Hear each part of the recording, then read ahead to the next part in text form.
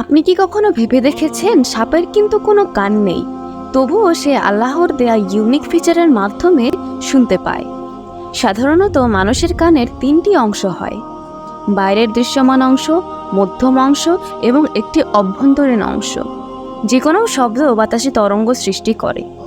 মানুষের কান সেই তরঙ্গ থেকে শব্দ শুনতে পারে, কিন্তু সাপের বাইরের ও মাঝের কান নেই, আছে শুধু অভ্যন্তরীণ অংশ।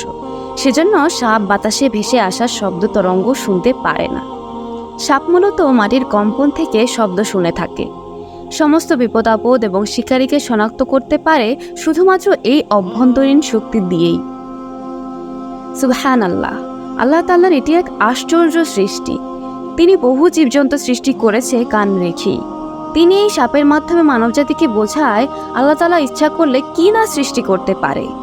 এখান থেকে আরেকটা জিনিস আন্দাজ করতে পারা যায়, সেটি হলো বর্তমানে এআই রোবটগুলো কিন্তু আমাদের কথা শুনতে পারে।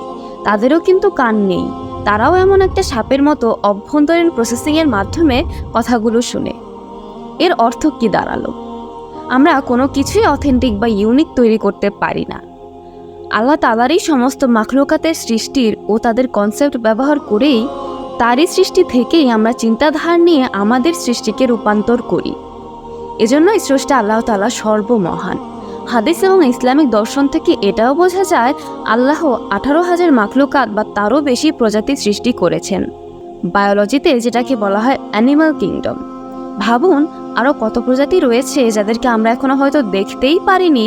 তাদের বৈশিষ্ট্যগুলো কিভাবে কাজ করে বা কিভাবে আল্লাহ সৃষ্টি করেছে তা কেবল আমাদের কল্পনাকেও হার মানাবে। এবং দিন শেষে শুধু একটা কথাই ভাবাবে, নিশ্চয়ই আল্লাহ তাআলা মহান সৃষ্টিকর্তা এবং তার কাছে আমাদেরকে ফিরে যেতে হবেই। মনে রাখবেন, সৃষ্টিকে পেতে যেন আমরা স্রষ্টাকেই ভুলে না যাই।